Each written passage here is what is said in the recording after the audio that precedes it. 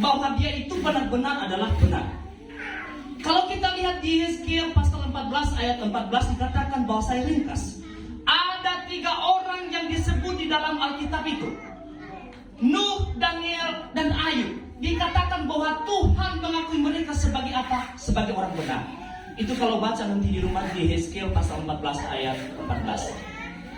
Kemudian di dalam perjanjian baru itu di Yakobus pasal 5 ayat 1 dikatakan bahwa Yakobus juga mengatakan bahwa Ayub itu adalah orang yang benar-benar tekun di dalam imannya.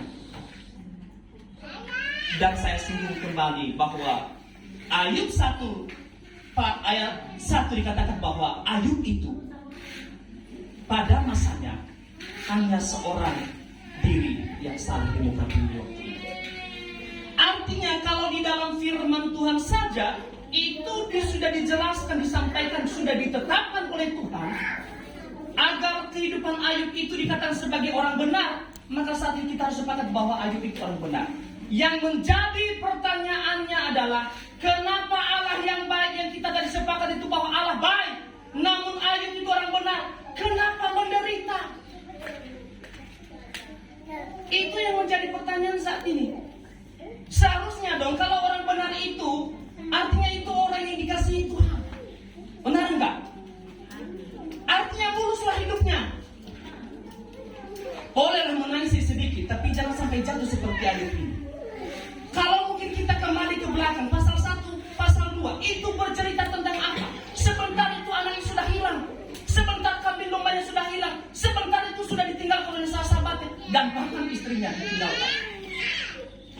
Itu saya rampungkan, saya jadikan ringkasan hari ini bahwa cerita ini orang benar ternyata tidak menjamin bahwa itu pasti dipelihara oleh Tuhan. Dalam cerita Ayub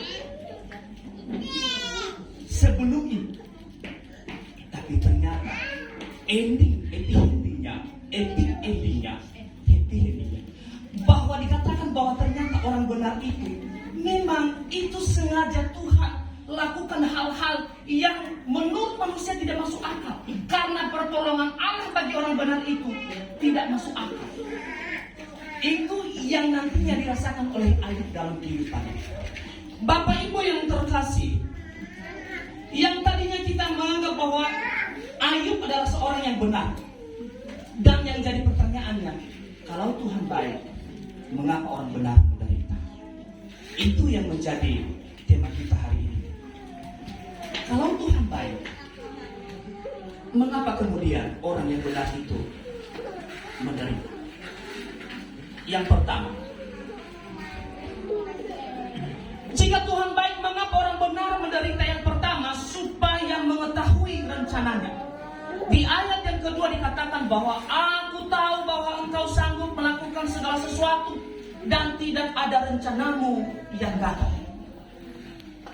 Di ayat yang kedua ini itu merupakan kesinambungan pasal 38, 39, 40, 41 yang bercerita tentang siapa Allah itu, siapa Allah yang berkuasa itu, siapa Allah yang benar itu, siapa Allah yang baik itu.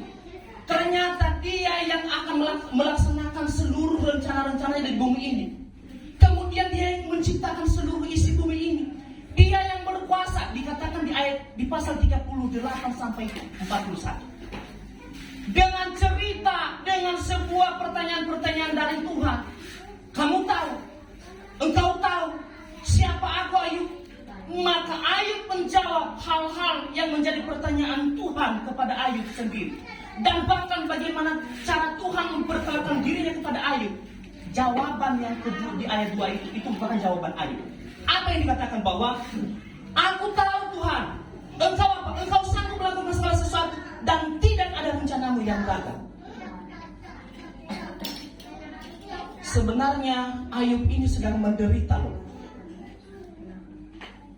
Ayub ini sebenarnya sedang mempertanyakan tentang keadilan Tuhan tadi yang kita sedang bicarakan. Tapi di balik itu semua, Ayub ini tidak pernah meragukan kekuasaan Tuhan di dalam hidupnya. Sekalipun di dalam penderitaan seperti itu, Ayub mengatakan, Tuhan, yang gagal. Itu termasuk dalam kehidupanku ini yang sedang menderita, terpuruk, ditinggalkan sahabat-sahabat. Harta benda itu hilang semua. Tuhan, saya terpuruk. Dan saat ini dalam keadaan ini Tuhan, saya tahu rencanamu itu tidak pernah gagal. Amin. Amin. Bapak Ibu yang terkasih, yang menarik, kalau kita saat ini di dalam keterpurukan seperti hidup Ayub, maka yang menjadi jawaban, kalau doa itu atau pemulihan sudah terjadi bagi kita. Contohnya kita sakit, maka jawaban bahwa Tuhan itu baik, Tuhan sudah menjawab doaku kalau kita sudah sembuh. Ternyata Ayub tidak seperti itu.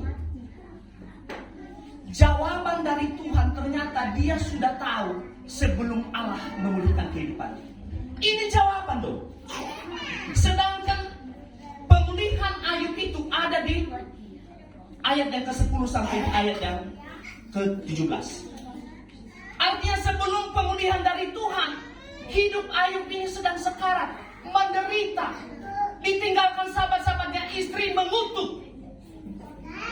Dan kemudian dia mendapatkan jawaban di dalam penderitaan itu. Tuhan, saya tahu, saya menderita, tetapi tidak ada rencana Tuhan yang gagal. Yang gagal ini kalau itu diterjemahkan dalam bahasa lain, ya, itu bukan hanya gagal biasa-biasa saja. Yang gagal kata tidak bisa dibatalkan. Kalau Tuhan sudah menetapkan itu, tidak ada satupun yang bisa membatalkan itu. Termasuk apa? Kehebatan manusia. Hari ini saya mau katakan bahwa untuk kita yang saat ini mengatakan bahwa Tuhan baik dan teruslah mengatakan Tuhan itu baik. Sekalipun di dalam keterpurukan hidup engkau tidak dapat jawaban sekalipun, katakan Tuhan itu baik. Amin. Amin. Seberapa banyak anak-anak Tuhan yang meninggalkan Tuhannya hanya karena keadaannya tidak dipulihkan loh. Seberapa banyak anak-anak Tuhan yang meninggalkan Tuhannya hanya karena penyakitnya tidak disembuhkan oleh Tuhan. Tapi ingat baik-baik bahwa di balik semua itu Tuhan sudah tetapkan supaya apa? Kemuliaan Tuhan dinyatakan pada akhirnya. Amin. Itulah maksud Ayub. Artinya di dalam penderitaan saya tanggung ya Tuhan, tidak menjadi masalah. Semua kehilangan boleh kehilangan Tuhan, karena saya percaya bahwa Engkau Allah yang Maha Kuasa itu yang sudah memberikan segala sesuatu bagi saya. Dan ketika Engkau ambil juga tidak menjadi masalah Tuhan. Kenapa? Karena itu ketetapan. Amin. Itu sebuah iman. Mungkin kalau ekonomi sedang turun, keluarga sedang tidak baik-baik saja, saya mau ajak kita hari ini seperti Ayub. Tetap katakan Tuhan itu baik. Kita sama-sama katakan 1, 2, 3. Tuhan itu baik. Katakan amin. Amin. 2.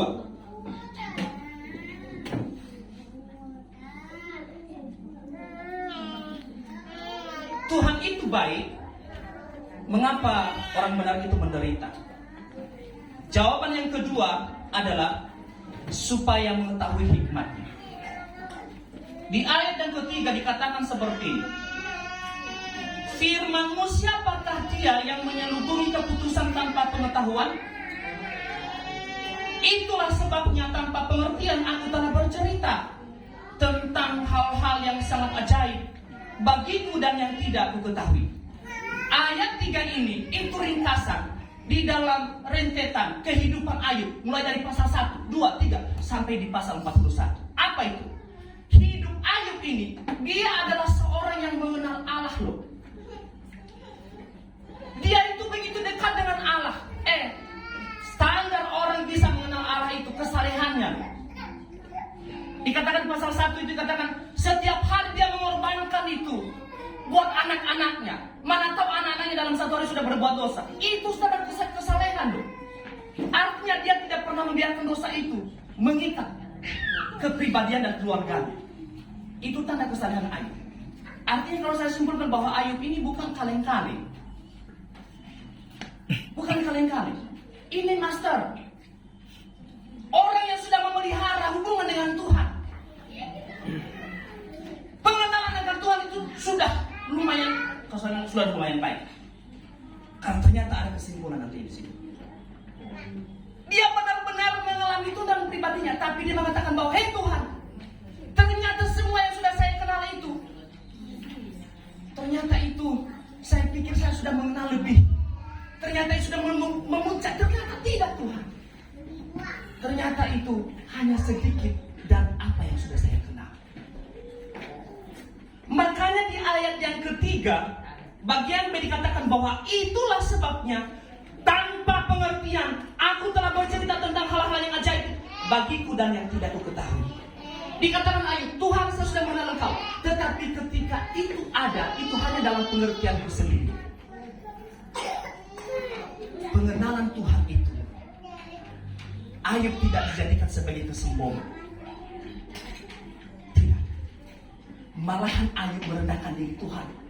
Ternyata itu hanya sebatas pengertianku sendiri.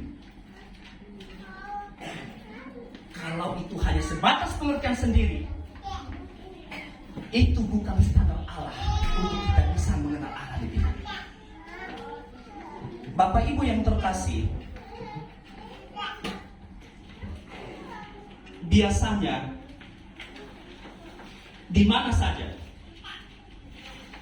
orang kalau sudah merasa ini, kemudian orang yang sudah merasa sok tahu, merasa banyak pengetahuan, merasa punya, itu endingnya kesombongan.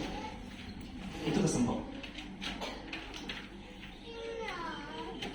Seberapa pun yang kita punya, pengetahuan kita itu mungkin melebihi rata-rata. Mungkin keadaan kita melebihi orang lain, tapi ingat baik-baik, tetap rendahkan diri. Amin. Amin. Itu yang dimaksud oleh Ayub.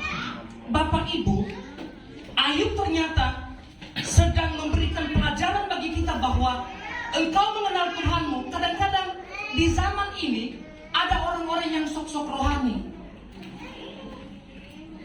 merasa banyak tahu tentang firman Tuhan, bahkan ngalah-ngalahin pendeta. Pendeta itu pendeta itu. Kadang-kadang lemai bangi itu, gara-gara pendeta sila baga-baga mamoto. Tapi dia pada, amin. Boleh saya ke mengenai selatan deh. Khususnya di masjid. Masuknya selatan pada mati itu pada dunia. Iya. Hanya sama toh kita hari minggu. Fadita dah.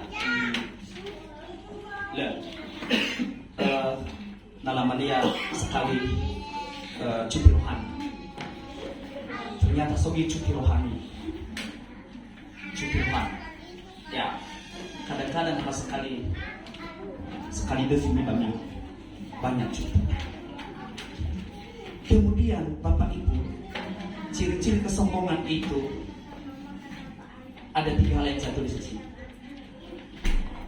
Ciri-ciri orang sombong itu yang pertama, selalu haus pengakuan atau haus pujian. Nanti bayi suno ya Pak, sabar tahu. Nanti baga-baga ngomong dunia, bahir bayi mani-mani, bahir bayi yang panuan itu. Nanti baga-baga ngomong dunia, sabar tahu. Haus pujian. Ya Pak, sudah aja. Bah hanya Malaysia Maiwa. Dan Allah jauh mana saja. Pacu ahli itu ya. Main. Asik, apa boleh? Ngomong. 2, ciri-ciri orang sombong itu selalu apa? Meremehkan orang lain. Dan yang ketiga, tidak mau dikritik. Ciri orang yang rendah hati mau dikritik. Sekeras apapun kritikan, jadikan itu sebagai apa? Batu loncatan untuk apa? Berubah diri lebih baik lagi. So sebuah ilustrasi KB, sampai ilustrasi ini apa sifat guna-guna baju dunia sifat dia jatuh. Hati mana dilanya bakul mana nafakuna. So sama nambah na mabeca kade. Gusto tayo mabeca badai. So sama sa nito tayo mabeca kade. Yung taray bahari bali mo lima madri. Mga budian mo lima hiliko eh. So niya, so kamagawa dengan niya. Ternyata isa sa hili-hili, baka kemudian aku siya sinoda, ilang merubah sa berke. Menanang merubah sa berke, bagi saya giudal buah sibat. Degi au giudal, lo au haba buah, solusi ibu. Baka kemudian diperhatikan mana? Hati anu walanya nih. Ifajar kiki ibu sibai, panu gide buah. Gide buah tu, mana? Iwa bagal balangnya, itu mana adil ya, bapak uya. Ada yang contohnya apa ibu Gus menikah, pas sekai la iju buah, mana zakat sekai lalu ale menabuannya kan? Berbagai buah hukum mana sekai lalu ale buah. Bapak saya ini mana bapak kata menurut itu. Ini kita tidak baca kisah, kita baru bapak kita, baru. So ginangis pas poin. Kok buah kita sebuah, mungkin di sini buah kita, pas baru-barunya tokia iya pak. Abena sadar ibu semuanya. Ternyata ada di kita goda. Contohnya nasi mandi lo goda. Kasih kita nih. Zakai buah labu ale mina buah kita. Foto. Afufu. Selesai. Lalau hezasa. Selesai. Telepon sama Fadil. Segera dah. Selesai. Cewek. Hadi menana bagira era dengernya ada gira era dengar walangi. Bufuliwa. Selesai ya. Babar mengerti iya imannya ternyata kebaikan Tuhan itu, keadilan Tuhan itu selalu pas pada waktunya. Amin. Makanya kalau di dalam proses cintailah proses. Jangan jalan tol terus. Cintai proses. Oke. Terus yang kedua, yang ketiga. Ini yang terakhir. Dan kemudian yang terakhir ini 1,5 jam. Tuhan itu baik. Tapi kenapa orang yang benar itu menderita kalau memang dia benar-benar baik? Yang ketiga, jawaban yang ketiga, supaya kita mengalami dan mengenal Allah itu lebih dekat. Makanya di ayat yang keempat, 5 dan ke-6 itu, secara khusus di ayat yang kelima, itu dikatakan seperti, hanya dari kata orang saja aku mendengar tentang engkau. Tetapi sekarang mataku sendiri memandang engkau. Ternyata hanya dari kata-kata orang-orang. Ayub ini, dia mendengar tentang Allahnya yang tadi dia begitu dekat dengan dia. Bayangkan ternyata kedekatan Ayub terhadap Allahnya tadi itu hanya dari kata orang saja. Dia belum mengalami secara pribadi. Ternyata dia belum dekat. Dia belum berpengalaman tentang Tuhannya. Tetapi di dalam kesimpulan ini, di dalam kesimpulan penderitaan Ayub dari ayat 1 sampai di ayat yang ke-6, itu kesimpulan sebenarnya bahwa ternyata Tuhan di dalam penderitaan ini, saya melihat kemuliaan-Mu, saya melihat campur tangan Tuhan, saya melihat Engkau tetap baik ya Tuhan dalam keadaan apapun.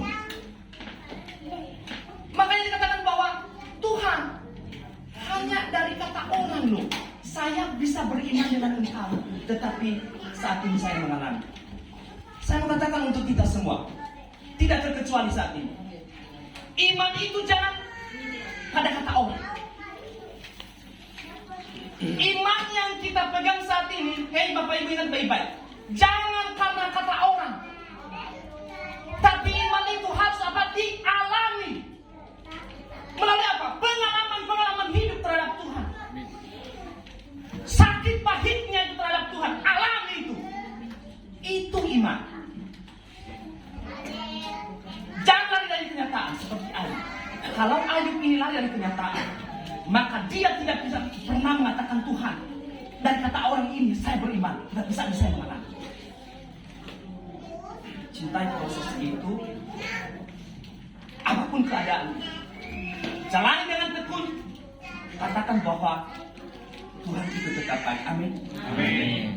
Dekatkan dirimu kepada Tuhan dalam hal apapun yang engkau alami saat ini. Bapak Ibu, ada dua orang tokoh, Yudas dan Petrus. Yudas Iskariot. Yudas Iskariot sama Petrus ini sama-sama kok. Apa sama-sama? Sama-sama pengkhianat. Benar enggak?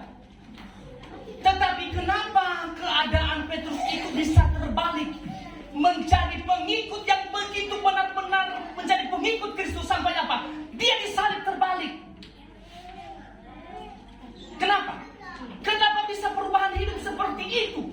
Padahal sama-sama pengkhianat dari awal.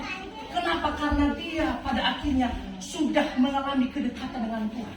Ketika Tuhan mengatakan, maukah engkau mengembalakan domba-dombaku 3 kali? Dan jawaban Tuhan, saya mau. Akhirnya dari jawaban itulah ada kedekatan iman yang begitu dekat kepada Tuhan, sehingga dia rela mati.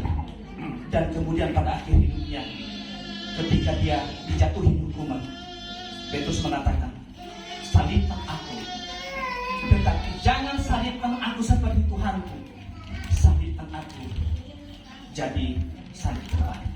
Makanya kalau lihat itu ada salib terbalik, orang yang disalib terbalik itu salibnya Petrus, karena dia mengatakan bahwa saya tidak layak seperti Tuhan, tapi dia mati seperti Tuhan, bersalib hanya karena pembelaan iman kepada Yesus Kristus. Ayat hafalan. Ayat hafalan Ayub 42 ayat 5. Kalau bisa lihat kita baca bersama-sama. 1, 2, 3. Hanya dari ketahuan saya kami mengenal, tetapi sekarang aku sendiri memandang engkau. Mari kita bernyanyi, kami telah dengar firman. Jemaat kami sendiri. Segala kemuliaan, segala keagungan hanya untuk Tuhan. Kami bersyukur untuk hari ini ya Tuhan. Kami sudah datang menaikkan syukur kami melalui puji-pujian kami, doa-doa kami, dan bahkan firman Tuhan yang telah kami dengar. Tuhan, kuatkan iman kami seperti Ayub, sekalipun kami tidak mendapatkan jawaban dari Tuhan. Kami tetap mengatakan bahwa Allah itu baik dalam kehidupan kami. Engkau baik dari sekarang sampai selama-lamanya. Dan rencana Tuhan itu indah pada waktunya. Saat ini Tuhan, Engkau berkati setia umat-Mu dan hamba-hamba-Mu, seluruh umat-Mu yang telah berdiri di depan Tuhan saat ini. Tanpa terkecuali Tuhan, Engkau berkati hidup mereka. Tuhan berkati di dalam kesehatan, berkati keluarga, berkati dalam pekerjaan, dan juga mungkin ada planning-planning ke depannya Tuhan. Engkau dengarkan dan Engkau jawab dan Engkau berkati. Kami juga Tuhan berdoa untuk setiap pergumulan-pergumulan yang ada, baik yang membutuhkan pekerjaan, kiranya Tuhan dengar itu dan Engkau berikan pekerjaan yang layak ya Tuhan. Dan kami berdoa mungkin ada di tengah-tengah jemaat Tuhan saat ini, atau seluruh umat Tuhan yang ada janda, fakir, miskin. Tuhan, Engkau yang menjadi benar-benar gembala bagi mereka. Engkau yang menyediakan apa yang dimakan dan diminum, dan juga Tuhan, Engkau yang menjadi pemelihara bagi kehidupan mereka. Tuhan, kami pertaruhkan kehidupan mereka di dalam tangan-Mu Yesus, bahwa Engkau senantiasa yang selalu memelihara dan memberkati kehidupan mereka. Kami juga Tuhan berdoa untuk persekutuan doa di tempat ini yang sudah dimulai beberapa minggu yang lalu. Tuhan, terima kasih buat kebaikan Tuhan. Kami percaya Tuhan yang memulai dan Tuhan juga yang memelihara persekutuan ini. Tuhan, kiranya Engkau berkati secara finansial dan juga secara jumlah. Engkau tambahkan jumlah dan jiwa-jiwa di tempat ini ya Tuhan. Dan juga Engkau berikan persatuan hati, satu pikiran, agar semua hal yang mereka rencanakan ini semua benar-benar hanya untuk hormat dan kemuliaan nama Tuhan. Kami jauhkan segala kuasa-kuasa si jahat yang ingin menghancurkan, yang ingin memecah belah persatuan ini. Kami kembalikan di dalam nama Tuhan Yesus orang Nazaret itu. Kuasa-Mu nyata di tempat ini Tuhan, dan Engkau yang selalu dipuji dan dimuliakan di tengah-tengah mereka. Kami berdoa juga Tuhan untuk anak-anak kami yang masih kecil-kecil, yang sudah beserta dengan orang tua di tempat ini. Tuhan, Engkau berkati anak-anak kami, berkati perkembangan pertumbuhan mereka. Begitu juga Tuhan, Engkau tambahkan iman kepada mereka, sehingga mereka ketika sudah besar nantinya, mereka menjadi orang-orang yang cinta akan Tuhan, yang terus berpegang kepada iman kepada Yesus Kristus itu. Tuhan, terima kasih juga Tuhan buat persembahan yang sudah kami persembahkan untuk kemuliaan Tuhan saat ini. Berkati tangan-tangan yang sudah memberi maupun yang belum sempat memberi. Berkati di dalam keluarga, dalam usaha-usaha, dalam pekerjaan. Kiranya Tuhan mengalirkan berkat-berkat itu seperti aliran air yang tidak pernah kering dalam setiap mereka. Terima kasih Tuhan, Engkau berkati juga setiap pelayan Tuhan hari ini. Tambah-tambahkan hikmat-Mu Tuhan. Tambah-tambahkan juga berkat. Tambah-tambahkan pengetahuan Tuhan. Sehingga hati dan pikiran terus diberikan untuk Tuhan. Terima kasih Tuhan, terima kasih. Inilah doa kami. Kami alaskan hanya di dalam nama Tuhan kami Yesus Kristus, yang telah mengajarkan kami doa Bapa kami demikian. Bapa kami di surga, dikuduskan namamu, datanglah kerajaanmu, jadilah kehendakmu di bumi seperti di surga. Berilah kami pada hari ini makanan kami secukupnya, dan ampunilah kami atas kesalahan kami, seperti kami juga mengampuni kesalahan kepada kami, dan jangan membawa kami dalam pencobaan, tetapi lepaskan kami dari jahat.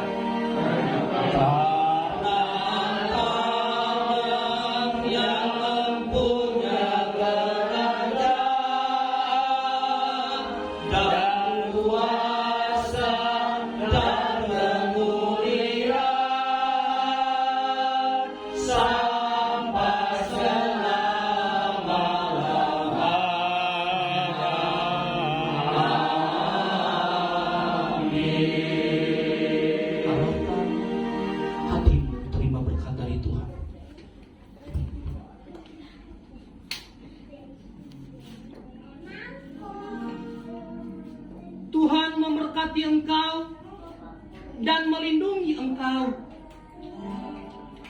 Tuhan menyinari engkau dengan wajah-Nya dan memberi engkau kasih karunia. Tuhan menghadapkan wajah-Nya kepadamu dan memberi engkau damai sejahtera dari sekarang sampai selama-lamanya. Amin.